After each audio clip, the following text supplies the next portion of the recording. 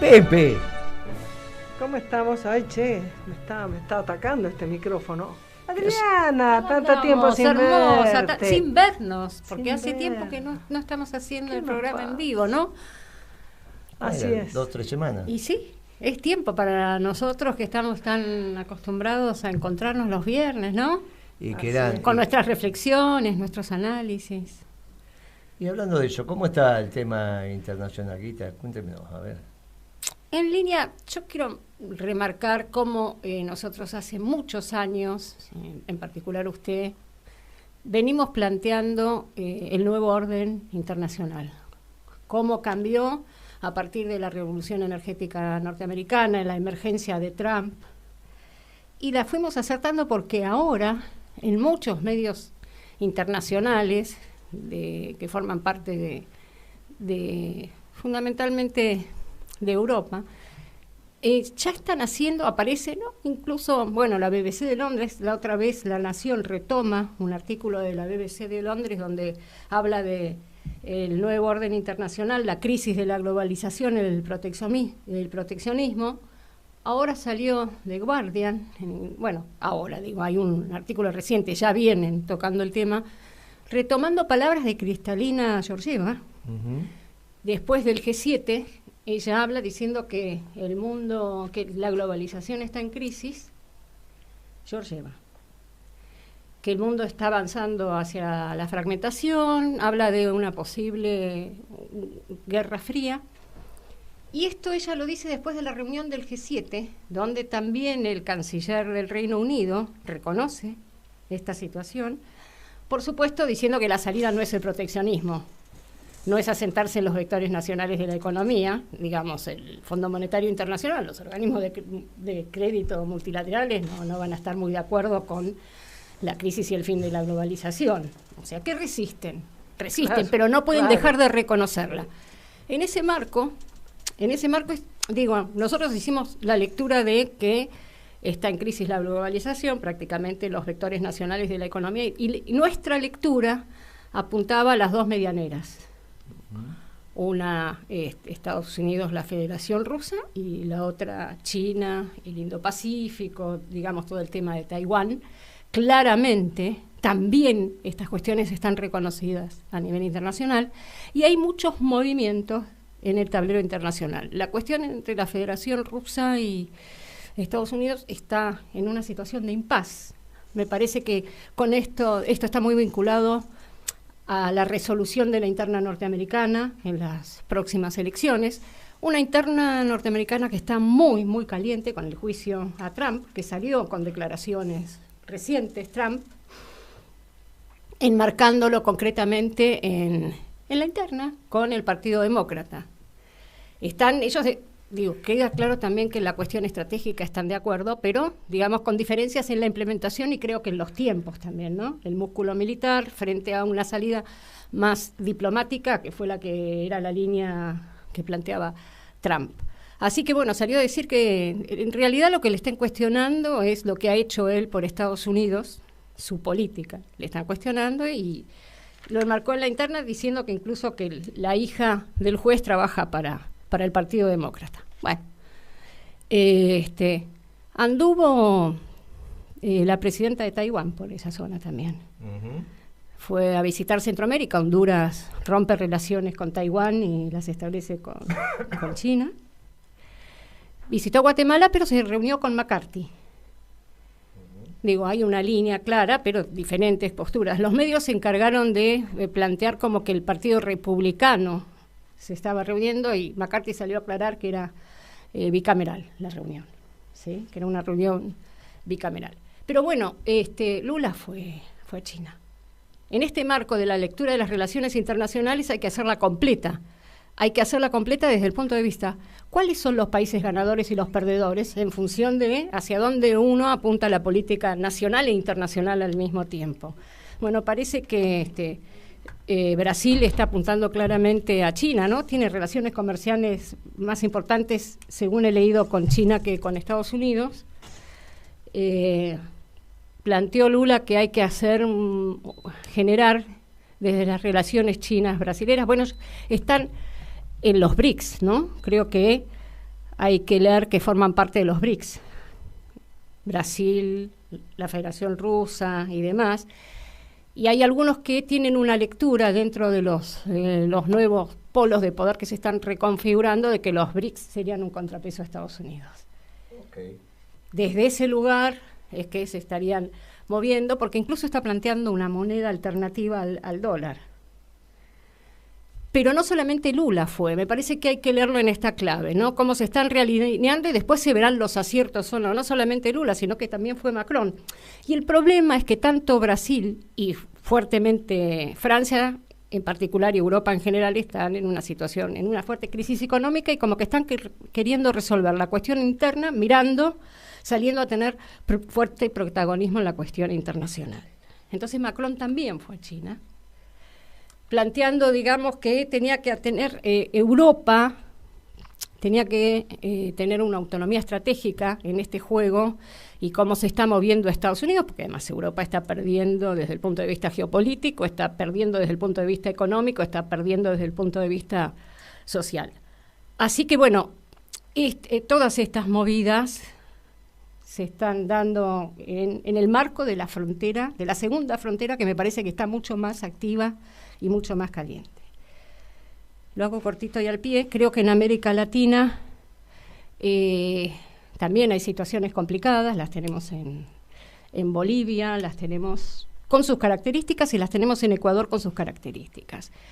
Hay una fuerte interna dentro del MAS, hay una fuerte crisis económica en Bolivia, así como también hay una fuerte crisis económica en Ecuador, donde hay un juicio político avalado por la Corte Constitucional al actual presidente, que tiene una orientación distinta, no es socialdemócrata. Pero lo que yo quiero marcar es que las lecturas equivocadas en el plano internacional y esta cuestión que nosotros vemos en nuestro país, pero que también ocurre en países de América, de Hispanoamérica, de Iberoamérica, si lo queremos nombrar desde una concepción más amplia, de esto de los ciclos económicos y los ciclos políticos, que distintos ciclos políticos sostienen el mismo ciclo económico, la misma política, y creo que Ecuador muestra una crisis que está conducida en estos momentos mal por un partido político y en Bolivia por otro, pero no han podido dar cuenta de la resolución de los problemas de fondo, ni el neoliberalismo ni la socialdemocracia en América Latina. Creo que esto está en juego en nuestra realidad, en nuestro continente, que hace que nos replanteemos en el marco de una correcta lectura de lo que sucede en el plano internacional, cuáles tendrían que ser las políticas nacionales asentadas en los vectores nacionales de la economía, entre otras cuestiones. Está muy bien lo que está diciendo Guitia, y esto nos remite a la contradicción que se está empezando a objetivar en la Argentina en dos campos bien claros, que es el campo del nacionalismo y el campo de los globalizadores. Uh-huh. Bueno. Y el campo de los globalizadores se está empezando a tomar cuerpo, con las maniobras que está haciendo Alberto Fernández por un lado, las maniobras que está haciendo Larreta por el otro, y obviamente la situación de Kicillof, que no está del todo claro en dónde se va finalmente a posicionar. Y entonces a mí me parece que sobre eso tenemos que marcar alguna línea divisoria. Uh-huh. Primero, Kicillof fue un claro opositor al proyecto nacional de la década ganada. mientras estuvo la década ganada, Kicillof era opositor, pero claro opositor. En el caso nuestro fue el gran inventor del índice 7 provincias, que cuestionaba las estadísticas del gobierno nacional y popular, acompañando la estrategia de aquellos que encontraban que ahí podían ellos penetrarle un gobierno exitoso. Fue el que desarrolló conceptualmente el índice 7 provincias, ¿no? El juicio que tenemos pendiente, obviamente la persona sobre la cual es la portada del expediente soy yo, pero ahí está Ana Edwin y otros compañeros. Ana Edwin ya fallecida, por lo tanto está retirada del juicio. Sí. La documental que fortalece la elevación a juicio de Stornelli, que finalmente el juez de primera instancia dice que son todas versiones periodísticas y nos libera de culpa y cargo, pero la Cámara, en una situación muy particular, dice no, para nosotros esto amerita que vaya a juicio, y directamente los eleva a juicio, que es lo que estuvo esta semana dando vuelta. Los medios. La documentación que toma Stornelli para decir el equipo de Moreno, bla, bla, bla, bla, es de Kicillof. O sea que no es que estamos hablando de... En el expediente, la documental que permite cuestionar a Beatriz Paglieri, a Ana Edwin, a Moreno, obviamente buscando a Moreno, pero y a otros compañeros, está basada en los informes técnico-académicos de Kicillof. Esto para que quede claro, son 6 meses del 2007, Kicillof era un claro opositor. ¿Cuándo deja de ser opositor? Bueno, cuando Cristina claramente hace un viraje y pasa a las cosmovisiones socialdemócratas. Ahí incluso se incorpora alguien que había vituperado a Kirchner en términos personales, como Santoro, ¿no? Los viejos tuits de Santoro no son que se equivocó, era lo que él pensaba en aquel momento, incluso quizás hasta en ese, todavía era yerno de Moró. No sé cuándo se habrán separado, la verdad que no viene el hecho, pero creo que en ese momento todavía hacía parte de la familia de Moró. O sea, la transformación no fue de ellos al peronismo, sino de Cristina, de Cristina a la socialdemocracia. Ahora, ¿cómo avanza esto? Bueno, avanza Kicillof devaluando en el 2014 y finalmente, después de casi una década, si no es una década, obviamente está por ahí, porque esto es del 2008 que se va Alberto Fernández hasta el 2022, así que me parece que hasta estamos más, de la oposición de Alberto a toda esa construcción política, aparece Alberto Fernández al 19 como candidato. Mire, 11 años después aparece Alberto Fernández como candidato. Y ahí se cristaliza el espacio de la socialdemocracia que aventuramos que iba a fracasar por todo lo que usted dijo, y bueno, ahora es un fracaso evidente. ¿Cuál es la maniobra que pasó en los últimos 15 días? Bueno, obviamente la primera gran conmoción es la golpiza a Bernis. Esto es una situación que conmueve a la sociedad, sobre todo porque no hay reacción. Y la única que reacciona es la policía de la ciudad. No hay reacción, digamos. Es una crisis tan profunda que nadie no toma decisiones. El jefe de la policía bonaerense le debe haber preguntado a su responsable político, en este caso no era Bernis, sino el gobernador, ¿qué hacemos? Y el gobernador no da respuesta. Por eso no la vemos.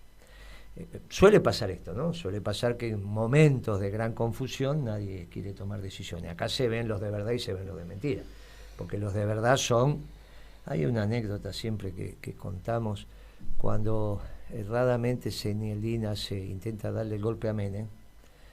Yo lo cuento porque me lo contó Grosso esto, ¿no?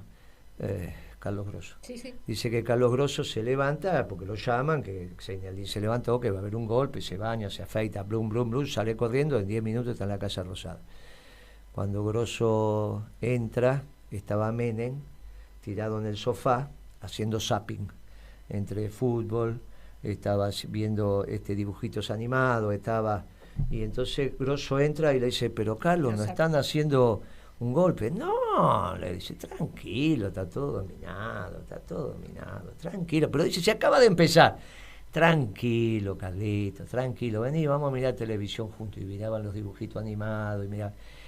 Claro, estaba todo dominado, porque lo primero que había hecho Menem era comunicarse con la embajada preguntándole si eso tenía algo que ver con ellos. Le dijeron que no, a las 2 horas había... Ese no era un golpe. Claro, había un comunicado del presidente norteamericano diciéndole, querido presidente, y él tenía el comunicado que le había hecho llegar al embajador diciendo, querido presidente, estaba todo terminado, ya está, está terminado. Pero eso demuestra la capacidad de conducción. Bueno, el tipo tomaba decisiones. Después mandó bombardear, lo mandó a balsa, bueno, toda la historia que ya sabemos. No es lo que aconteció en esta circunstancia de Bernie, falta de conducción, reacciona la policía de la ciudad, empieza todo un ir y venir, y esa semana termina con un Twitter de Cristina, un jueves, con una frase muy desgraciada al final, donde dice, bueno, el colectivero no tuvo la suerte que tuve yo, porque a mí el tiro no me salió y a él le salió, entonces está muerto. Bueno, obviemos esa tontería de ese Twitter al final, pero al principio del Twitter dice un operativo conjunto de la policía de la provincia y de la policía de la ciudad para allanar y detener a 2, 3 colectiveros que eran los que habían agredido a... Dice, bueno, esto no se puede permitir. Claro, lo que ella ve ahí es un operativo conjunto de provincia y ciudad. Hay que poner en conjunción a la provincia y la ciudad. Previo a eso había declaraciones del ministro de Seguridad diciendo que el gobernador no sabía nada, no entendía nada, no conocía la provincia, y a posteriori, algunas horas después, una foto muy esclarecedora, el día anterior, de Insaurralde con el ministro de Seguridad. Insaurralde ahí tenía 2 posibilidades, que lo hubiese mandado Kicillof o que no lo hubiese mandado Kicillof.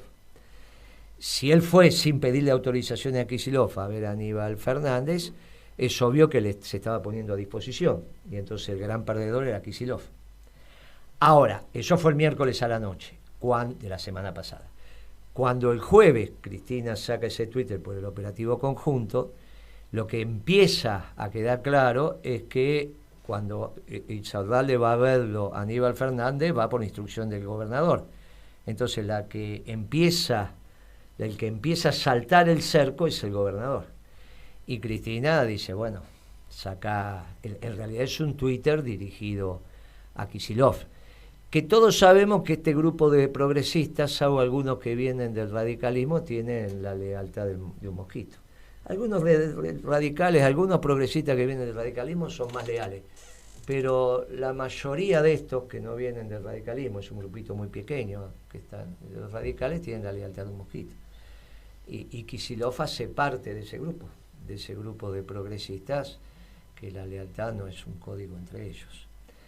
Claro, después viene esta historia de intentar hacer un acto para decir que Cristina vuelve de Cerodador, pero resulta que el hijo no está. Entonces todo empieza a estar en una menezunda que no se entiende. Del otro lado, movió Larreta. Larreta mueve, y resulta que la movida que hace Larreta cuando hace estas elecciones concurrentes, bueno, finalmente lo que hizo fue elecciones separadas, y en vez de diferenciar las fechas, las pone en la misma fecha, pero es como San Luis, que adelanta las elecciones, o las que vamos a tener el domingo de Neuquén y Río Negro. Hace lo mismo, separa las elecciones. La diferencia es que las pone en la misma fecha. O sea, las separa, y vamos a ver el método. Ahora dicen que boleta electrónica quizá no, que boleta papel, que si va a ser un mismo cuarto oscuro, si va a haber 2 cuartos oscuros. Bueno, los detalles no se saben. Pero la realidad es que son dos elecciones distintas, y esto todos estamos de acuerdo que beneficia a Lustó. Esto trajo algún inconveniente en Cambiemos, bueno, no me interesa. Sí me interesa que esté jugando para que Lustó sea jefe de gobierno, porque el que introdujo a Lustó en el gobierno peronista exitoso, y es el primer fracaso, es Alberto Fernández, que convence a Cristina para que sea ministro de Economía. O sea que empezamos a tener 3 o 4 personajes que se van repitiendo, que es Lustó, que es Alberto Fernández, que es Larreta, y esa amistad que nosotros damos testimonio que existe porque dijimos hace mucho tiempo que se encontraban en una pizzería en Libertador y Tagle, donde se estaciona de frente. Está bien, no hay tantas pizzerías en Libertador y todo el mundo sabe que se encontraban ahí. Y lo llamamos el proyecto Pizza Cero, ¿está bien? Donde también dijimos que estaba Santilli, que también estaba Massa, sí, que era un encuentro generacional. Y usted fíjese que lo que hace Alberto Fernández es empezar a operar sobre Kicillof para forzar una definición de Kicillof. ¿Dónde vas a estar, pibe? ¿En qué espacio vas a estar del Frente de Todos? Kicillof, ¿qué manda a decir este fin de semana? Manda a decir que a él le gustaría que para gobernador no hubiese paso, que él fuera el candidato de los 2 presidentes o 3 que pudiera tener el Frente de Todos como precandidato. Y que en todo caso, si en los intendentes tuviera que haber paso, que hubiese paso, pero no para gobernador. Bueno, está claro, obviamente que se empiezan a juntar... ¿Lealtad de qué, dijiste? ¿Perdón? ¿Lealtad de qué? Que no te escuché. Empieza a juntarse el mundo socialdemócrata, los socialdemócratas de Cambiemos y los socialdemócratas, con su sesgo, obviamente, y los socialdemócratas del Frente de Todos. Claro, el problema es Cristina, lo vinimos diciendo hace mucho tiempo, va a ser la gran perdedora de esto. Por eso, los únicos que estamos en condiciones de ponerle un manto protector a Cristina somos los peronistas. Y ella tendría que entender que debería volcar su fuerza, lo que le quede, a acompañar sin condicionamiento al candidato peronista. Candidato peronista va a haber.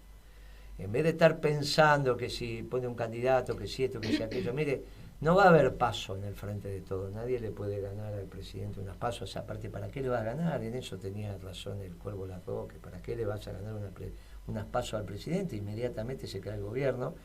Y si se cae el gobierno, la responsabilidad es del que le ganó las pasos a ese presidente.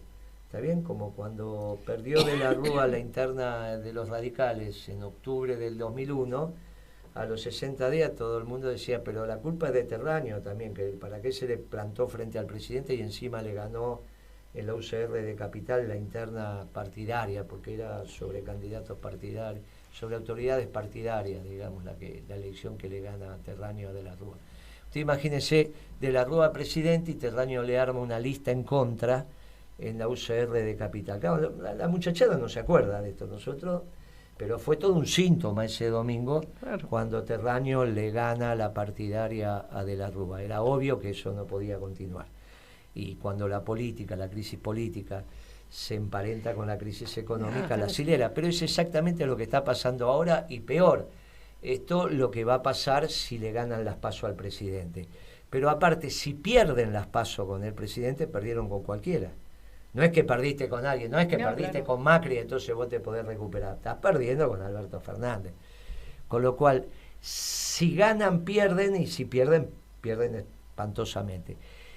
Finalmente esas pasos no se van a hacer y el candidato va a ser Alberto Fernández del Frente de Todos. Lo que pasa es que está armando su estructura. La armó en Capital con Olmo, la armó con Santoro, la armó con el ministro de Turismo, y la señora Peñaflor, ¿no? ¿Se llama? Sí, Peñafort. La armó con la abogada, o sea, esa foto de los 4, y ahora sale a armar la provincia de Buenos Aires. Estas fotos de Scioli con los intendentes tiene que ver con eso, porque Scioli ya ha dicho que si se presenta Alberto Fernández, él no va a ser candidato. Y lo que está haciendo es caminar la provincia de Buenos Aires. En los 2 últimos días se sacó fotos con intendentes. Lo que está haciendo es, en nombre de Alberto Fernández, y ahí también, casualmente, Quilmes, ¿no? Ahí van tratando de decir, miren, territorio de Mayra. Ahí es donde empiezan a armar la presentación, la fuerza propia en la provincia. Después veremos cómo se juega, porque queda todavía Massa. Y Massa puede terminar siendo Jesús Rodríguez, el ministro de Economía de Alfonsín, que nunca más se pudo recuperar, el último. Cuando se va a Pugliese ya no sabían qué hacer, y bueno, no se recupera más. Ahora es presidente de la auditoría, qué sé yo, pero no se recuperó más como personaje público O Uno puede- pensaría que él intentará preservarse, ¿no? muy Uno bien. se imaginaría, ¿no? Si intenta preservarse, recién estaban diciendo en los medios, y si se va Massa, ahora lo estaban ¿Ah, sí? diciendo, sí, sí. Y si se va Massa, claro, tuvo 7,7 de inflación y está haciendo pavadas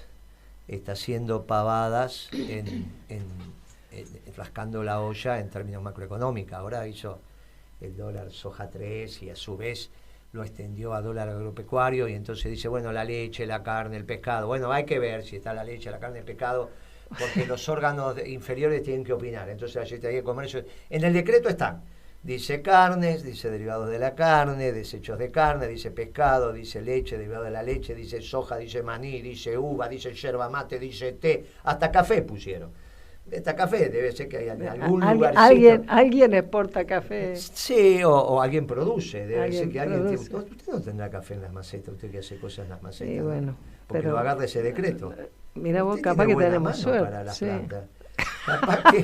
Capaz No que es lo que dicen las plantas en mi casa, que me han hecho el otro día me han hecho un paro. Te han hecho un paro. Bueno, pero fíjate si la de café sobrevivió, porque la verdad que nunca... dice no. café. Con lo cual, ahora también dice, bueno, de acuerdo a lo que digan determinados organismos inferiores, porque claro, meten la carne. loco. Igual la carne hoy subió, ¿eh? Sí, la pero carne bueno, la lineal carne subió. ya está. Asado no, ¿eh? No, pero sí. No, Che, insectos. pero esto es- Insectos. Ahora podemos ir por insectos, porque ¿a quién le Tienen un interesa? Ya en problema. Brasil estaban investigando eso. Tienen un también hace problema tiempo. muy Bueno. serio. Tienen que entender la Hacen relación. harina de insectos en Brasil. Sí, pero tienen que entender la relación Estamos en comida, Argentina, hermano. proteínas. Claro, Porque estamos en Argentina. lo que vos tenés que tener... ¿Cuántos insectos tenés que comer para...? No. ¿Con cuánto se alimenta un insecto para darte 2 gramos de proteína? Te rompe todo. Por eso vos dejás una polilla y de repente no tenés pullover. Y la polilla no es que se transformó, ¿viste? Sí, una super polilla y por después me eso la como... Hay un problema eso se llama la conversión. Usted le tiene que dar 7 kilos de comida a una vaca para que engorde 1 kilo. Hasta que Ok. llega un momento que no engorda más. Y ahí es donde al animal se lo sacrifica. Al pollo usted le da 2,5 kilos, 3 para que aumente 1 kilo. Al Bueno, cerdo, las personas no a quieren saber. estos animalitos, le están todo el día comiendo. Están todo el día comiendo. Entonces, cuando vos quieras hacer un criadero de grillo, le tenés que dar tanta comida. Más de la que ellos te van a abastecer a Claro, vos. más Están el costo-beneficio no Son- estaría... No, son unos bestias. Tan absurdo. La Sí, fórmula son no todas- estaría aparte dando. de que no vas a hacer una receta de grillo. Pero bueno, volviendo al tema. Se está emergiendo este proyecto socialdemócrata que usted dijo, dándole continuidad. Y Alberto Fernández le vuelca el agua que está, porque ¿cuál era el tema de Rodríguez Larreta? Voy a ganar las elecciones, pero necesito una gobernanza del 70%. Él dijo eso, dice, no que voy a sacar el 70%, sino tengo que armar una alianza, tengo que armar un Claro, espacio político Una masa crítica. que del 70%. Parte se lo está dando Lustó. Haga Claro. cualquier número, diga que él sacó 30 y pico. Y después, bueno, veremos en el balotaje. Pero Lustó le agrega un porcentaje. Y Alberto Fernández le agrega otro porcentaje. Entonces ahí tiene Pisa Cero como proyecto instalándose en ese 70% que deja el 30% afuera. Ujú. Políticamente y sobre todo económicamente. Ahí es donde emerge lo que usted bien dice como pobreza estructural. Porque ese proyecto socialdemócrata, al no plantearse la reindustrialización de la Exactamente. Argentina, claro. Exactamente. Bueno, Ese es el punto. esto es lo que está pasando y sobre esto reacciona el peronismo. ¿Qué está aconteciendo? Como somos los únicos que estamos hablando de reindustrializar la Argentina, empiezan a aparecer compañeros... Solo el peronismo. Claro. Entonces fuimos a La Pampa y tuvimos un asado con Marina. Ayer vinieron unos compañeros del Movimiento Obrero que se entera que usted está viajando para allá y me dice, nosotros queremos armar principios y valores en Río Negro. Lo mismo pero no qué está lindo. pasando en Santa Cruz y no está pasando en Chubut. Entonces, ¿qué es lo que empieza a pasar? Mire, lo mismo nos está pasando en el sur de Santa Fe con parte del Movimiento Obrero también. O sea, se comunican para decir, bueno, viejo, vamos a esto, Ya basta. o vamos a morir de pie o vamos a prepararnos Claro, para lo ya que basta. viene, pero obviamente el discurso. Hoy, sorprendentemente, todavía no tomamos contacto, después de lo que hizo la sociedad rural, que convocó a los precandidatos a presidente, pero no me convocó a mí, que era el único que les iba a decir, les toca a ustedes. Ujú. Bueno, eso generó también un ruido muy grande y sectores, se llaman sociedad rural, pero no son esta sociedad rural, sino las provinciales, se empiezan a comunicar y dicen, a nosotros nos interesa mucho su propuesta. Y aunque la sociedad rural argentina no lo haya convocado, nosotros lo queremos convocar porque lo que está diciendo de la ley de arrendamiento a nosotros nos sirve. Se está moviendo la política de una manera bien interesante. ¿Qué le decimos nosotros humildemente a Cristina? Le decimos, mira, no se sigue equivocando, acompañe la candidatura del peronismo, cualquiera sea el candidato que ponga el peronismo, porque va a ser superior al candidato socialdemócrata, sea del Frente de Todos o sea disfrazado el de Cambiemos. ¿Está bien? Esto es lo que están armando. Está volcando. Finalmente Alberto Fernández le está dando continuidad a su proyecto con Rodríguez Larreta. Y el interrogante es Kicillof. Pero conociendo a Kicillof, el grado de coherencia ideológica que tiene, que obviamente este ciclo socialdemócrata en economía comenzó con la devaluación de él, y que la lealtad no es una virtud, quizás acompañe esto también. Quizás lo acompañe. Y ahí entonces empezamos a tener un esquema relevante. Empezamos a tener un proyecto que se inició, en este caso, con la devaluación de Kicillof, después tuvo esta continuidad con Macri, alcanza su esplendor con Alberto Fernández y le da continuidad con Larreta. Del pueblo ni hablemos, el pueblo la va a pasar horrible, los sectores industriales la van a pasar horrible, hay una incomprensión del mundo. Pero les digo, mire, la gran perdedora de eso no es Macri, la gran perdedora de eso es Cristina. La gran perdedora de eso es Cristina. Y es difícil caer de ser la reina Cristina, la más bonita del barrio, a ser la peor. Es muy difícil, te tiene que aguantar la cabeza. Y esto se lo digo humildemente, pero nos conocemos y ya estamos en una generación que entendemos lo que estamos diciendo. Es muy difícil desde allá arriba caerse. Así que cuidado las decisiones que van a tomar, sobre todo los que están acompañando o intentan hablar con Cristina, aconséjela de una manera solvente. Va a haber un candidato peronista. Si Cristina acompaña al candidato peronista, podemos estar en el balotaje, porque Larreta no tiene la envergadura de Macri. ¿Está bien? Entonces ya es difícil que pase en primera vuelta. Bueno, después en el balotaje el peronismo podría estar. Y bueno, a menos que se dé lo que dijo Macri, porque ve obviamente Macri que el segundo puede ser Milei si Cristina hace rancho aparte y el peronismo, tenemos el candidato que tenemos. Si Cristina apoya al peronismo, podemos llegar al balotaje y después veremos.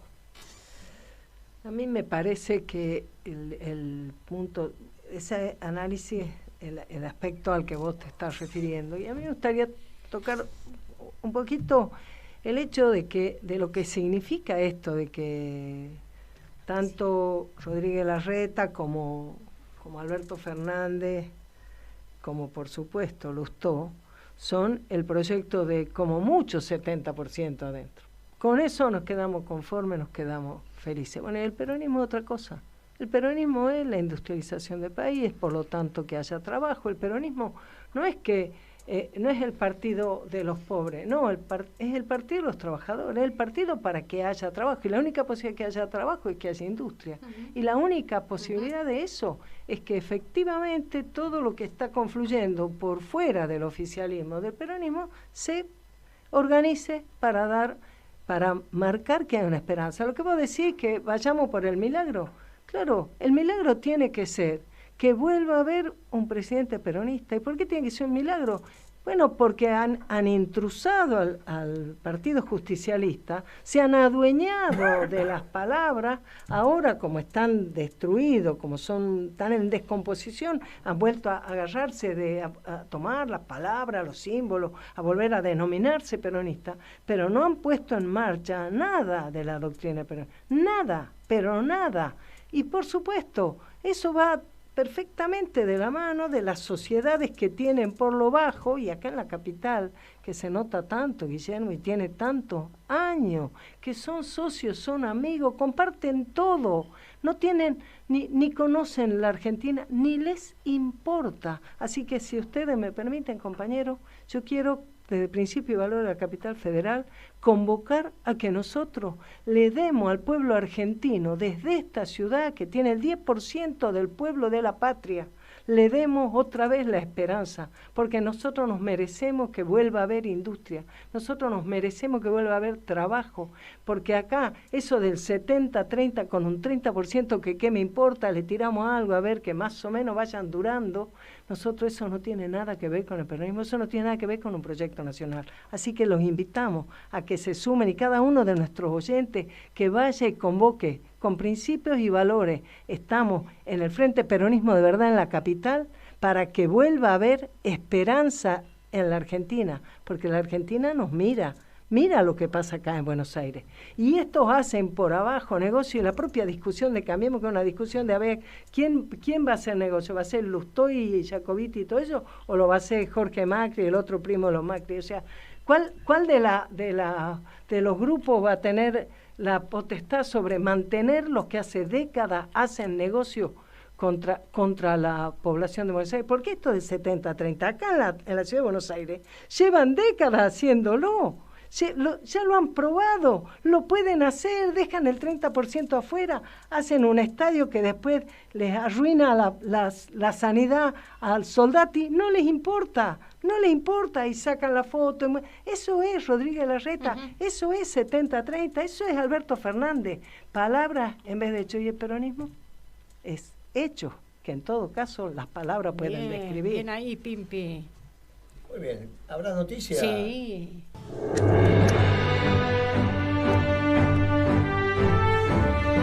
Muy bien. Y del otro lado lo tenemos a Beatriz, la tenemos a Pablo, que seguramente nos van a iluminar con congeniar este análisis internacional y lo cual que hicimos desde la política con los hechos económicos. ¿Cómo estás viendo, Pablo? Hoy tenemos la inflación, tenemos estas visiones extractivistas, nos salvamos con el litio, nos salvamos con vaca muerta. En eso no hay diferencia, tanto Macri, Larreta, como Cristina, como Alberto, todos dicen nos salvamos. Ellos están, o sea, si estuvieran en el siglo, hace 2 siglos atrás, dirían nos salvamos con el quebracho. Bueno. Tremendo. Claro, ¿cómo lo estás viendo, Pablo? así quedó Santiago del Estero, ¿no? ¿Me escuchás bien? ¿Me sí, escuchan? Perfectamente. ¿Cómo le va? Perfectamente. Abrazos a todos. Abrazo. Mira, el punto es que esa visión extractivista se emparenta con la concepción de la globalización. Entonces, es muy importante ser preciso en los términos. Mira, hace un par de días atrás en una reunión, hablamos de economía y de política con compañeros, cierto que no son, yo le dije, la globalización no está en crisis. La globalización está muerta. Con lo cual, casi me comen el hígado, me patean. Pero es que es así, la globalización tal como la vivimos nosotros en estas últimas décadas, está muerta de muerte fulminante y total. ¿Y por qué está muerta esta globalización? No hay que confundir globalización con relaciones económicas internacionales, que siempre la hubo desde el principio de las ciudades independientes, los reinos, siempre hubo relaciones económicas internacionales. La globalización es otra cosa, es el intento de poner reglas generales aceptadas por la mayoría de los países para arreglar las relaciones económicas internacionales. Y cada globalización, por ejemplo, hubo una globalización en el siglo XIX, el patrón oro. Hubo una globalización en la posguerra, en la segunda, el Bretton Woods. Pero esta globalización era una globalización neoliberal. ¿Y por qué está muerta la globalización? Porque se murió el neoliberalismo. Miren qué fácil. Y por eso están emergiendo las fuerzas nacionales. La verdadera opción está entre los nacionalismos que tienen la realidad de su parte y la globalización, les voy a repetir que está muerto. Ahora, aquellos políticos y fuerzas nacionales o fuerzas políticas nacionales que se adscriben a la globalización, no les quede la menor duda, compañeros, van a llevar al país a una peor crisis de la que estamos saliendo. Y esos grupos políticos son los que se adscriben además a la economía extractivista. Que les voy a repetir, economía extractivista es lo mismo que neoliberalismo y es lo mismo que globalización neoliberal. Está muy bien, Pablo. Era esperable el 7.7 de inflación, ¿no? Vea cómo cómo lo percibiste. Mira, sí, sin ninguna duda, cuando la crisis la palpás tan en vivo y en directo y cada uno puede dar cuenta de las situaciones porque es muy, muy grave, es muy grave. Realmente consumir alimentos está siendo, como vos lo venís marcando, ¿no? Como lo viene diciendo también Pablo. Yo la verdad me gustaría de alguna manera tomar un poco la primera parte de tu exposición, cuando aparecen ahora los litigios internacionales y tratan de emparentar con el IPC y con mi gestión, no tu gestión, porque tratan siempre de ponerte a vos como bueno, la persona responsable, que en realidad vos no eras el responsable. Sin ninguna duda había autoridades institucionales muy determinadas. Pero una de las cosas que nadie dice es que, por ejemplo, desde que yo hice la gestión del IPC, que fue por pocos meses, una de las cosas que se modificaron y sigue siendo vigente, porque hoy estamos conociendo el índice siendo 14 de abril. Antes se hacía el índice los 2 o 3 primeros días, es decir, no se hacía nada, se apretaba un botón y a partir de apretar un botón se generaba un número que realmente generaba muchísima incidencia. Eso es algo que se modificó con mi gestión, con la gestión para ponerla bien en la cabeza de Néstor Kirchner. Con lo cual, me parece que hay algunas cuestiones que van quedando claras a lo largo de todos estos años que nos vienen persiguiendo, y sin ninguna duda hay algunas cuestiones que te quieren poner a vos como cara visible de algo que no fuiste nunca responsable. Y mucho menos con lo que tiene que ver con los ajustes con el PBI. Y a veces a mí me llama un poquito la atención cómo hay funcionarios que aparecen en determinados momentos, como puede ser Madcour, que es parte del equipo de Massa, pero que fue también parte del equipo de Labaña, y que fue parte de la negociación de esa deuda ajustada por PBI, no por el SER, que era la que tenía que ver con el IPC, sino con la parte de la deuda que tenía que ver con el crecimiento.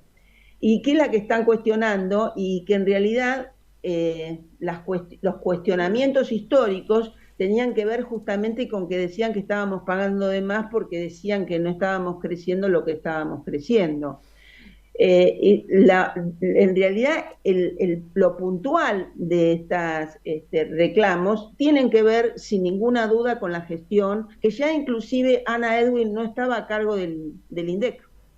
Estaba Norberto Iskovich, y que tiene que ver con la responsabilidad de Axel Kicillof como ministro de Economía. Por eso me parece que vamos a tener que seguir repitiendo estos temas.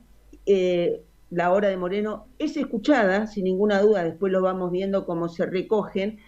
Y entonces me aparecen también como ciertas dudas cuando aparece como una pichincha, si ahora cerramos ese pleito que se genera con la justicia de Inglaterra, creo, exactamente, Y entonces también aparece Malcur negociando. A mí cuando aparecen negociando todo el tiempo y pareciera que tiene que ver, bueno, cerremos, pues si no puede ser peor y realmente con falta de fundamentos, me hace,